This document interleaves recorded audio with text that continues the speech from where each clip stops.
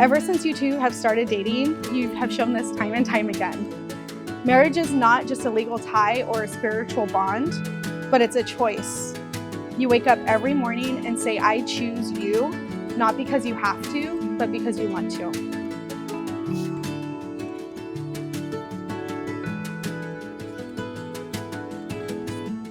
We got time, honey, to make this whatever we want.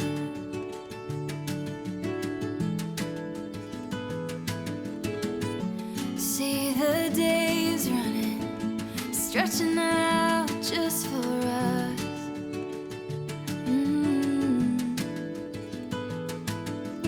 Fill them all with our dreams, miles gone and pretty things. The prettiest of all is your heart. Hold my breath, pinch my skin, can't believe we're living it where I wanna be. Linda, I'm truly grateful that we found each other when we did. Within just a couple months, it seemed we had gone on an adventure to Mammoth, moved in together, and said I love you. To me, I love you as a promise. I promise to prioritize your wants. I promise to think of you often. And I promise to appreciate all that you are as you are. To be honest, sometimes it felt too easy to love you, and that I would try to create tension on purpose. Like at night, when you'd only be able to fall asleep after I said I love you. Sometimes you said I love you, and I'd just pretend to sleep. You'd keep saying it, you'd shake me, you'd smack my chest, you'd say I love you. 5 minutes later, when all was quiet and you'd all be given up, I'd whisper I love you back. I still do this some nights, and yet here we are over 5 years later. This magical day originally, I know, was planned over a year ago. Instead, a different adventure replaced it, the pandemic. I know we were so worried about getting sick. I remember we would venture out only twice a month to get our supply of groceries. Scared for our health but hungry, we would enter Costco. On occasion, we would see someone without a mask on correctly, and we both look at each other and go like, well, we'll come back tomorrow. And as we lost some faith in humanity, I think our faith and commitment to each other just seemed to grow. Despite all the scary news and closures, I truly enjoyed being at home with you just as much as outside. Even while at home, I wanted to be in the same room as you. Even though you would just be making dinner and watching anime, while I was productively saving the world playing Call of Duty. I know we aren't perfect, but we seem perfect for each other. I know I'm happiest with you, and I promise to always strive to make you happy. Today is a new adventure with many more in store. Maybe a dog, a kid, who knows? I love you.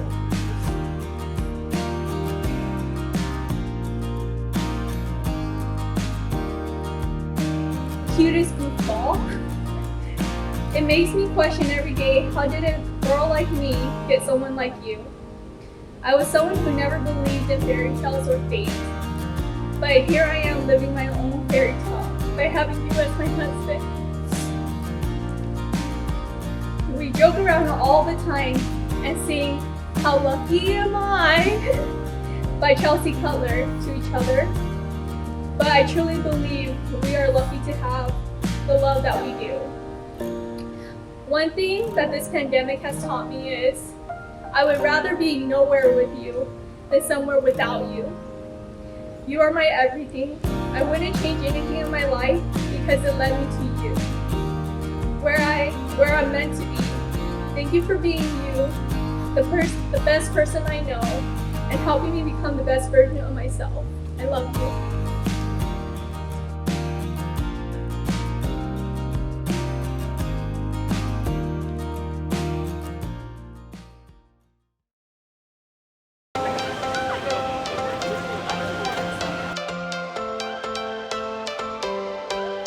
Every change has a reason, baby, let it come to you.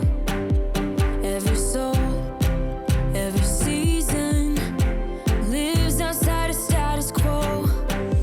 If we stop believing we're meant to be, expanding our abilities. If the passion's gone, we are doing it wrong. Baby, you and I should start living now.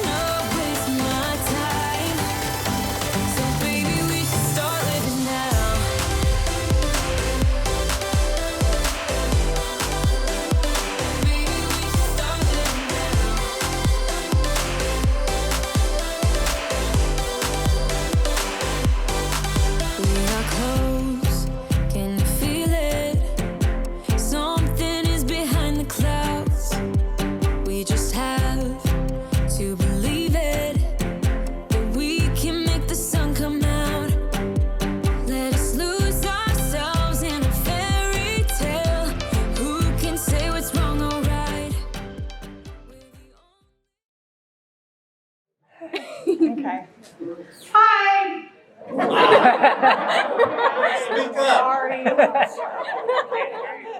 I know, I'm an enunciator, but I'll keep it like down here so we can like all hear tomorrow.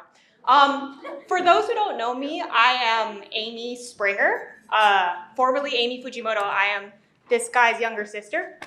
Thank you. By 7 years too, I'm a lot younger. I've known him for a long time, I would say. So I know a lot of embarrassing stories, which I do have a list here that I'm going to state.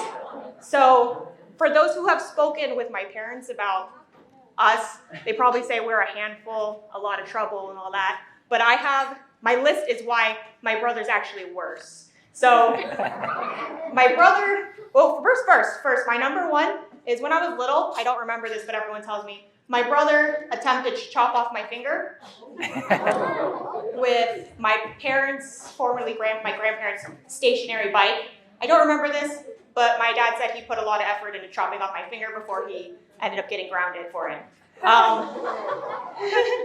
My second thing about my brother is that, for those who were at my wedding, he announced this, that he used to con me when I was little. He would charge me my whole allowance. I never had an allowance after this. He would charge me to play with him when we were little because I just really wanted to play with him. And so it cost me $3, which is my entire allowance, because that's how my brother made his money. The third thing I wanted to share is that growing up, we would get into like these play fights, but I didn't know karate and my brother did, so I would always lose. He also had this like inflatable carrot, which sounds unharmful, but I got beat pretty bad with an inflatable carrot, and my inflatable crayon just didn't match up to his. So those are the three reasons why my brother was more of a troublemaker than me. But, oh, I mixed up my note cards. Sorry about that. No booing. Okay, they're just stuck. Okay, so I don't think I can get to my third note card, but my whole point was, you want to try it? Oh, I got it. Okay, so despite almost losing a finger and being conned out of all my money and being bludgeoned to death with a carrot, I always did look up to my brother. He was my older brother, after all. If you want to like really understand my brother, like who he is as a person, you have to have these like moments that he did growing up for me. When we were younger, we used to go to Mammoth, as many of you probably know. We went to Mammoth the Sierras to camp and fish and go skiing and snowboarding. And one of the things I really loved to do was skiing. We would go on these ski lifts, and the worst part of the ski lift was that when we went onto the gondola, the snow would be really, really fast and piercing and painful. And I hated it, and I would cry, and my brother, sorry, I'm gonna get emotional. My brother would put his hands over my face so the snow wouldn't hurt me. And that's one of the strongest memories I have of him, because I hated it, and so he would always protect me. And that's my brother, who protects me. He always has protected me from when I was little. So besides the times we get in slap fights and the times we put boogers on each other and the times that he would fart on me and run away, despite all that.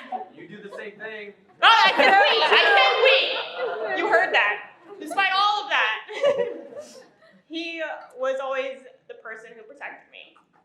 And I have a note card for Linda as well.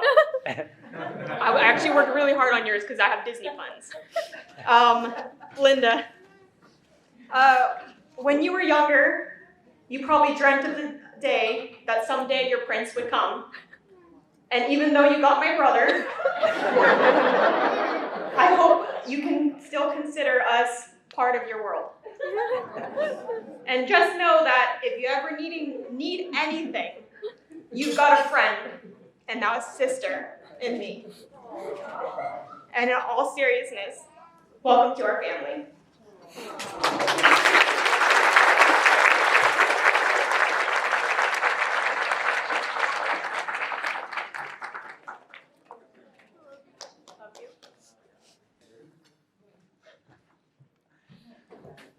Hello, everyone. I always feel like I need to make a Blazing Saddles reference on the whole, like something that I'm not talking. It never seems like the right time. I don't know if it's ever the right time for a Blazing Saddles reference, but pardon me for a moment. There we go. All right, hey everybody, I'm Clint. I'm Amy's husband. Just to get started a little bit, a little background on me. This is why I'm here. So I've been a part of the Fujimoto family for about roughly 10 years now, even though not a lot of people seem to agree and think so. I mean, we go to amusement parks and restaurants and airports a lot, and I always seem to get like pulled to the side, and I don't really know why. But it's a mystery for another day. But anywho, I digress. I've been with the Fujimotos, tagging along with them for about 10 years now, with Amy here. And, should have been a doctor because I can't read my own writing. But, so yes, along the way, my 10 years here with the Fujimotos, Amy, and not just the Fujimotos, but the Kobayashis and the Yadas as well. They've been amazing, accepting me into their family and everything, and it's just been a really awesome journey. But through the years, they've taught me a lot of things. Taught me how to fish, taught me how to snowboard to a certain degree. More like just falling and bashing my head into the ice many times. But it was one time, but it was good. And of course, as Adam mentioned earlier, how to save the world in Call of Duty, We're going pro pretty soon here. Gotta find my spot. Going off track too much. So during these times, I've had the absolute pleasure of developing a relationship with Adam, Amy's brother. And I was born with two knucklehead brothers. And so I'm just very glad to have gained another brother along the way who's less of a big, clumsy oaf and more of an intellectual like myself.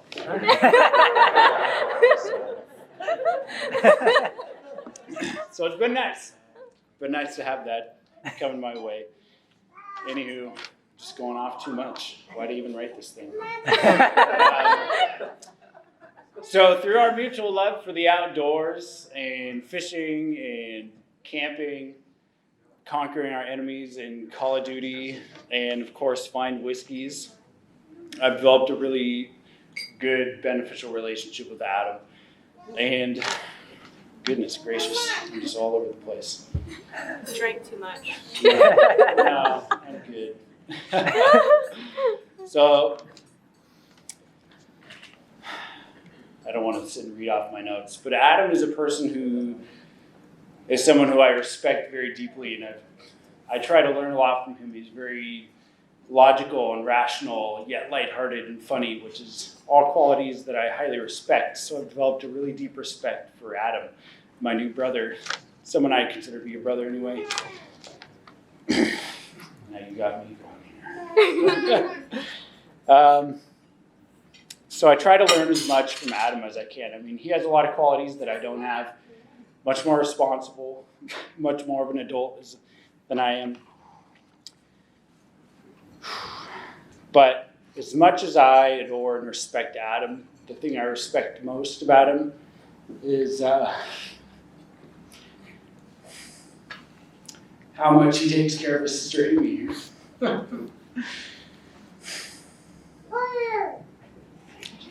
Sorry. So he does. He takes really good care of his sister, who is my wife, and that means that she needs to give me. So I just want to thank God for that. God, I feel like I'm got the black lung. Anywho, I'm going to leave Adam by the wayside. So when Adam first brought Linda into the family and introduced her, we were at the, I believe, New Hall Refinery in Santa Clarita. Mm-hmm. They had just come back from snowboarding in Mammoth. Cleared that black lung for a sec. And I could instantly sense their bond. They were, the way they looked at each other, the way they talked about each other, you could instantly see how close they were. Sucks. Just got a glass of water here. Sorry. Yeah, maybe I need another whiskey, maybe. Anyway, so they just come back from snowboarding, and it was like the first time I met her. And it was like the second time that I was even around Linda, met Linda. And I instantly told Amy, and she can vouch for me. She'll probably say I'm a liar, she always does. She knows it's true. I said, these two are going to get married someday. I mean, just the way they are. And I mean, we could all sense it. Like, I just called it, and I nailed it. These two are going to get married someday, and they did. And I'm great. I should have put money on it. But I didn't, and that's my loss. But anywho, Linda, you compliment Adam in so many ways. You're loyal, nurturing, you're dedicated to family. And that's something I miss back here somehow. It's the praise for Adam. But Adam, you're... Yeah, sorry. But you're very dedicated. You're both very loyal and family-oriented, which are qualities that I respect above all else. And Linda, you share those with Adam. So it's no wonder that you're so close and you're like meant to be. I don't know if I'm talking into this long enough.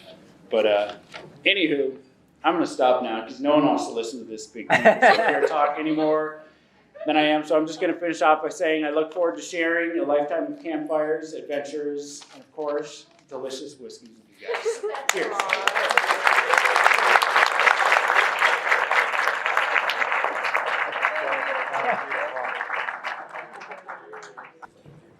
Wow, those were fantastic speeches.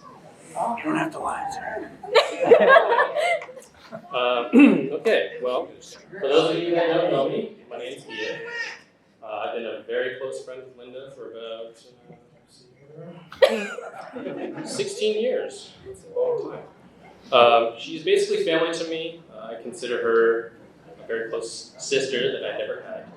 And